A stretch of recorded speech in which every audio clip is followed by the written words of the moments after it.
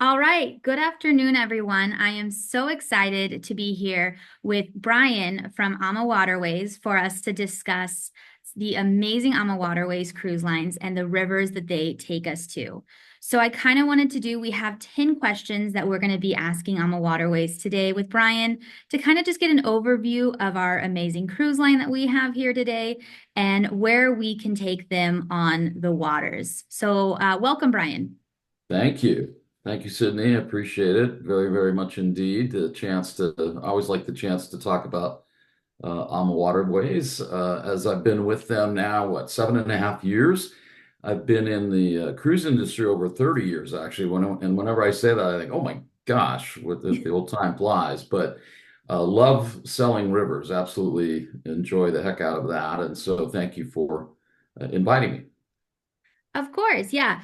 Not to make it sound even more, I am 32, so you've been doing it as long Oh as I've boy. been alive. Yikes. Yeah. Good for you. I Yeah, think I have hoodies that old in my closet. but they're So probably your favorites, so that's correct. That's I still have them. Yeah. perfect. So what is just like a quick overview of AmaWaterways? Right. So we are obviously a river cruise company. I say obviously because some river cruise companies belong to conglomerates that do a lot of other things besides river. So we're strictly a river cruise company, and we've been around since 2002. So we celebrated our 22nd anniversary back in July. One interesting thing for sure is that our founder, Rudy Schreiner, along with his wife, Christine Karst, and particularly he, is acknowledged to be both officially and anecdotally as the quote unquote godfather of North American river cruising. You kind of wonder, well, how did he get that designation? And quite frankly, it's part of the reason I wanted to come to work for AMA because of Rudy Schreiner. So, Rudy, when the Rhine-Main-Danube Canal opened, and the Rhine-Main-Danube Canal, those are three rivers, that's an over 100-mile long canal in Europe that connects the Rhine to the Main River and then to the Danube River. And what that meant is that you could get on a ship in Amsterdam and not get off that ship until 2,200 miles later in the Black Sea. But it did take that canal opening. So, long story short, Rudy was very prescient in thinking, you know what, river cruising is going to become a thing for North Americans. So he got Uniworld, a company I used to work for. He got them going into river cruising, and then was invited to become the first president of Viking, which we all know about. And then he helped Globus and a company called Avalon get started. So he had his DNA involved with three other cruise lines, essentially. But of course, he didn't own any of those. So he decided to start AmaWaterways back again 22 years ago. And we're the second largest river cruise company after Viking in terms of number of ships, which we have 31 ships and go many places besides Europe as well. But that's a little bit of a nutshell. So we've been around a good long stretch. We don't advertise very much. We rely on our relationships with our travel advisor partners like you to present our product, or you present our product to your valued clients. So we do very little advertising. That is amazing. I feel like I actually didn't know how many companies Rudy had been involved in. Yeah, Um, that is amazing. But yeah, okay. And so what about your like personal journey that kind of led you to become sure. passionate about AmaWaterways and get you into them? Thanks. And I should mention also our niche. I forgot to mention that our niche in the market, right? Every river ship, ocean ship company, et cetera, we have our niche that we fit into. And to my way of thinking, we are at AmaWaterways a deluxe category with certain tinges or flavors of luxury category as well, which we can get into. Yeah, my personal journey is I grew up, my dad was a pilot for United Airlines, so I had travel in my blood. My mom was a stewardess, that's what they called them back then. And they met when they were based in Chicago, got married, and so I grew up traveling. Some of my earliest memories, because my dad being a pilot, and of course we were able to fly United Airlines, and so we traveled a lot, right? And so with travel, boy, it gets in your blood, as they say, and you just want to keep discovering this beautiful world. There's so much to, and I always say that I had my in school education, the formal education being in school, but then I had my, quote unquote, real education traveling because it is an incredible teacher when you travel. So I had that as my background. And then long story short, I was working with the airlines for Continental Airlines actually. And then I won't tell the whole story, but I got involved with a fellow that sponsored our softball team. He was the Norwegian Cruise Line sales rep in Colorado, and he's kind of the one that spurred me on to get into sales and to cruise sales. So again, that's been over 30 years ago, and so that's kind of what happened. So I love to travel and have been, gosh, over 80 countries.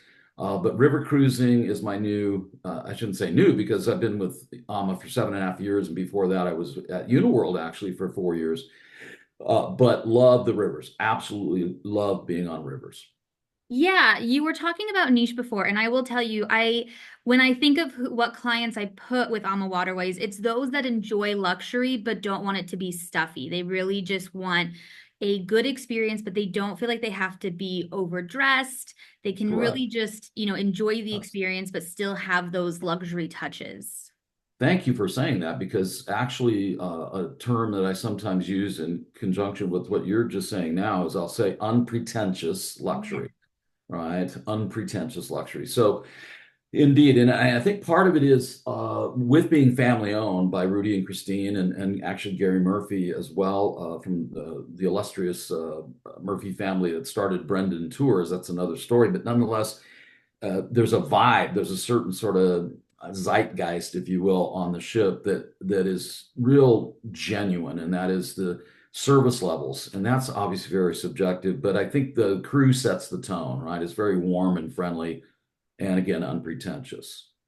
Yeah, that's kind of what I was thinking as well, because there are those that are just, you feel like you have to have your pinky up and things like that, but you're still getting the same sort of experience.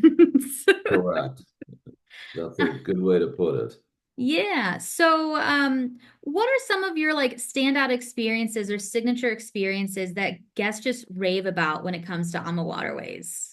Yeah, I mean, in terms of AmaWaterways, and I alluded to it here a second ago, why people keep coming back to the product because the ships they're beautiful, they're nice vessels, but quite frankly, river ships kind of all look the same because we have to fit through the same locks, right? And not a lot of people who have river cruise, say per se, would know that we have to fit through their locks on the rivers in Europe, right? And so those locks determine particularly the width of a ship. Believe it or not, the length of the ship is determined by bends in the river. So, what sets AmaWaterways apart, and again, I alluded to this already in my opinion, and that is the warmth of the service on board, right? It's just something that you have to go and experience. But people love the staff and crew on board. The software, the hardware is nice, no question, but what brings the hardware to life is the software, which is, of course, the people on board. Some of the other hallmarks that I would say certainly fit within this notion of unpretentious luxury, but the food's really good, really, really good. And part of it is, being on a small river ship with only, say, our ships average about 140 guests, right? It's like sort of a small restaurant, if you will. So we do not literally have microwaves on board. So nothing is microwave. We have freezers, but only for ice cream, truly. Oh, Everything else is freshly sourced, right? And so that's kind of nice. So the food, and particularly, frankly, here in Northern California, we're kind of spoiled with our palates because we have wonderful food and wine, et cetera. And so people around here are pretty persnickety as far as that goes, and they constantly rave about our food. Matter of fact, several of the groups that come with us on AmaWaterways come from the wineries. I'm in Petaluma and Sonoma County. So here in Sonoma County, over in Napa County, we have pretty prestigious wineries that come, and the winemakers, our guest winemakers on board, they bring some wine club members with them, and those people like good wine, no doubt about it. But guess what? They're oenophile, or as well as being oenophiles, they're foodies as well. So those wineries keep coming back again and again. And if your food wasn't up to the level that it should be, they would not return. So the food is fantastic too. And then I also like, in terms of Fitness levels, we have a full-time wellness instructors on board, which is nice. So we have bikes on board that people enjoy riding, full-time wellness instructors that are there to do a variety of different classes. All of course are volitional, but the fitness instructor is not your yoga teacher in the afternoon. And by golly, he's our waiter at night too. Yeah. They're just there for wellness. But so those are a few highlights, I would say. There's a long list, but those are the ones that stick out to me. Yeah, I actually just had clients. They came back from the Magna and they said Right. they had so much fun because the boat dropped them off at one port and they actually biked along the river and followed, and the boat picked them up later on. And so they were able to just Yeah, bike with the boat. And I that's was right. like, I don't I've know if done I that could keep myself. up. Yeah, I have done that. Yeah, and the day that I did that, where the boat went past me, we had a little bit of a headwind coming at us on the bike, and so that was a bit challenging. So that once I caught up to the ship, the beer was about the best tasting beer I'd ever had. But and that's another hallmark, the Alma Magna, which at some point we'll talk about. But it's again sort of euphemistically referred to as a double wide, right? So we'll get into that. But that ship is quite unique. It looks absolutely gorgeous. Yeah. Now, you talked about how there's also different destinations besides But Europe. What are some like bucket list destinations that people can see with Alma Waterways? It can be Europe too, but I just know that you guys do so much more. we do. So we are on the Mekong River, right, in Southeast Asia, incorporative of both Cambodia as well as Vietnam, and that's truly exotic. For sure. And so people that go on that particular program combine a stay. So if they start in the northern part of Vietnam, they'll be up in Hanoi and combine it with a night on a beautiful ship on Ha Long Bay, flying down to a place called Siem Reap. But that Siem Reap is famous for having the ruins of Angkor Wat nearby. Okay. So the Sphinx, the pyramids, Machu Picchu in Peru, and Angkor Wat, those are usually the medal stand as far as archaeological ruins in the world, as far as bucket lists where people want to see. So visiting Angkor Wat before you get on the Amadara, the ship that carries about 120 guests for a 7-night cruise on the Mekong, and then you finish up in Saigon, or people still say Saigon, but it's Ho Chi Minh City.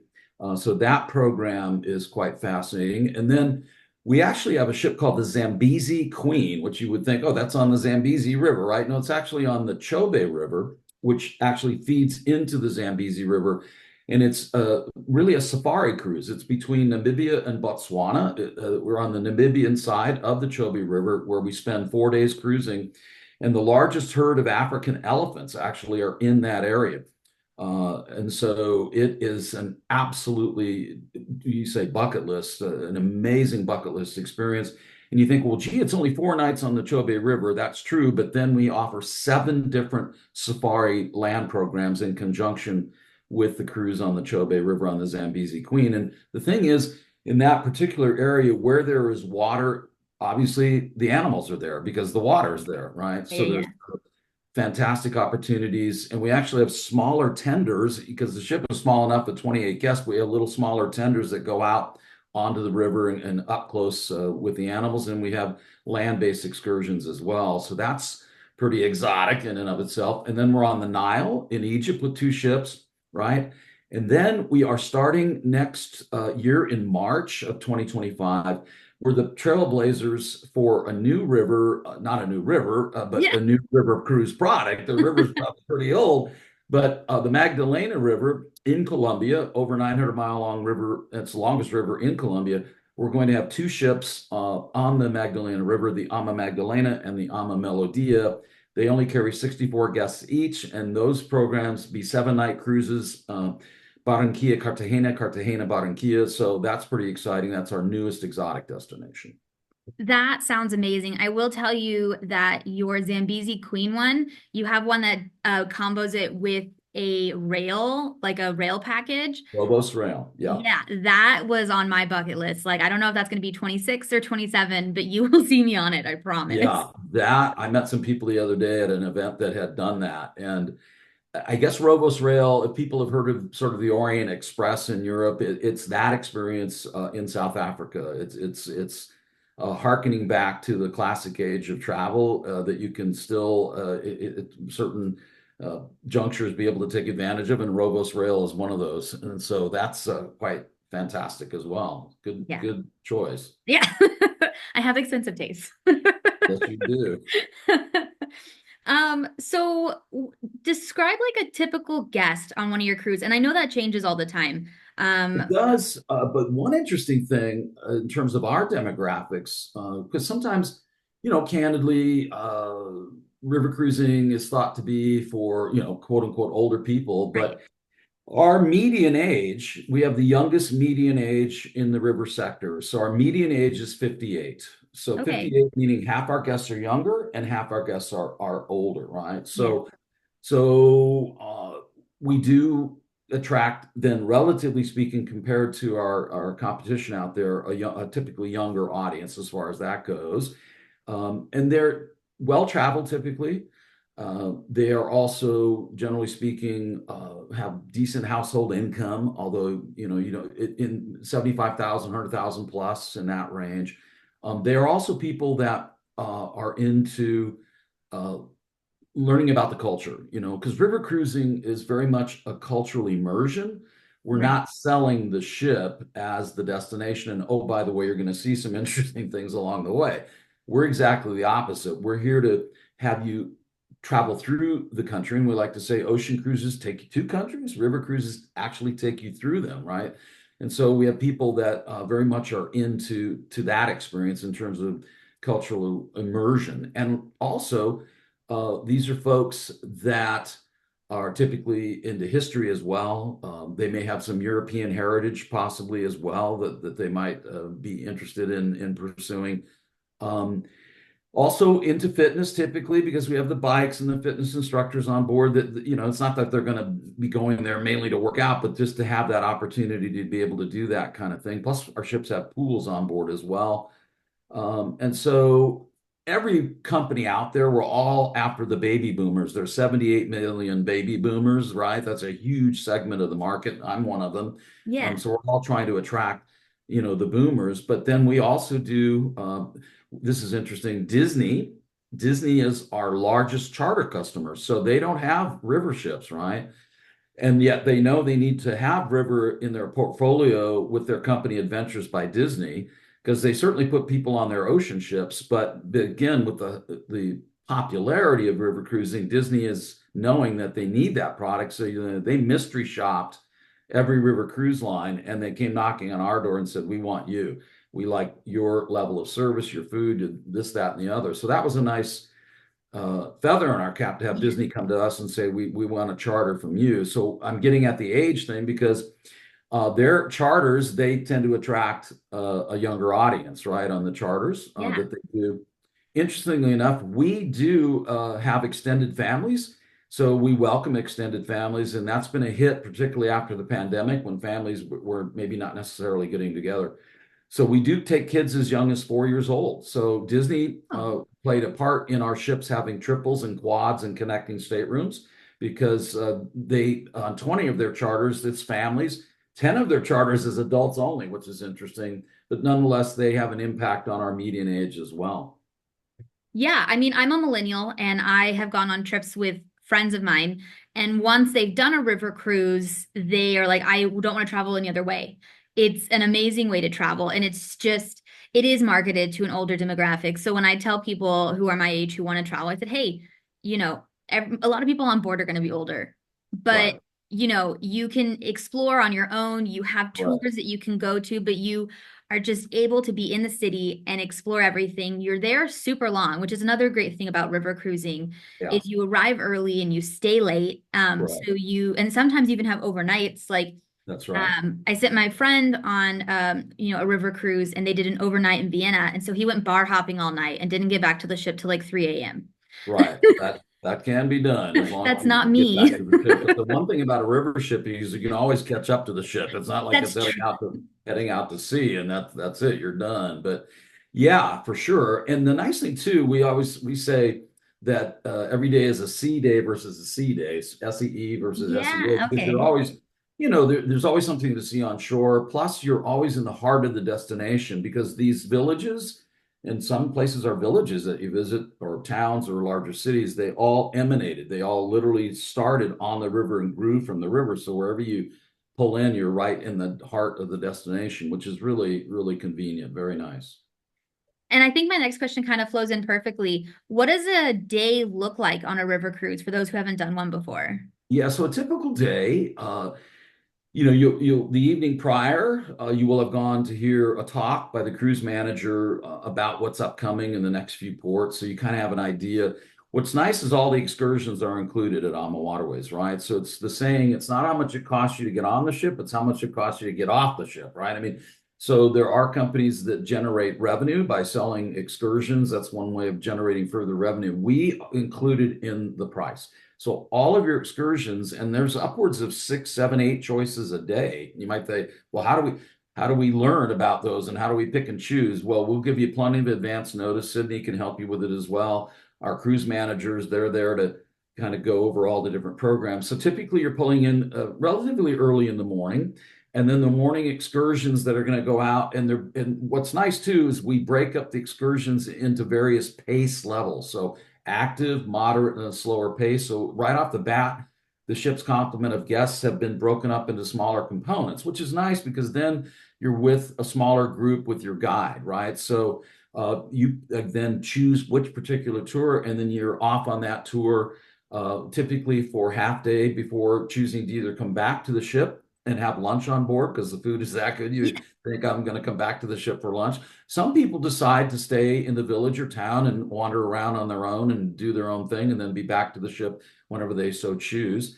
Um, and then if you do come back to the ship for lunch, you have opportunities for that. And then there are afternoon excursions that go out as well, right? And so that's kind of nice to have that opportunity. Not everyone does two a day, but that is a chance to be able to do that if you'd like. And then typically the ship's going to leave either right around dinner time, 6, 7 in the evening, or as you already mentioned, often the ship will stay later into the wee hours of morning, or at the embark ports where you get on the ship and the disembark port where you get off the ship. We always do overnights there, which is very handy as it relates to flights, right? So if you, for whatever reason, your flight inbound, let's say you're just coming straight to the ship, your flight inbound's late, you don't have to worry because the ship is overnighting there on the first night and overnighting at the end point, right? So that's fairly typical day. Now, I will say in Portugal, interesting enough, it's different because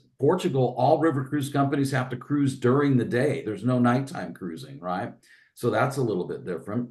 The other thing too is you're going to experience locks, right? As I said that earlier. So if you've not had the experience of been through the locks of the Panama Canal, then you'll have the experience of going through locks, certainly on the rivers of Europe, and that's an interesting experience in and of itself. I have done both. So I did the Danube and I did the Panama Canal. And I will say, I thought the locks in on the Danube were way cooler.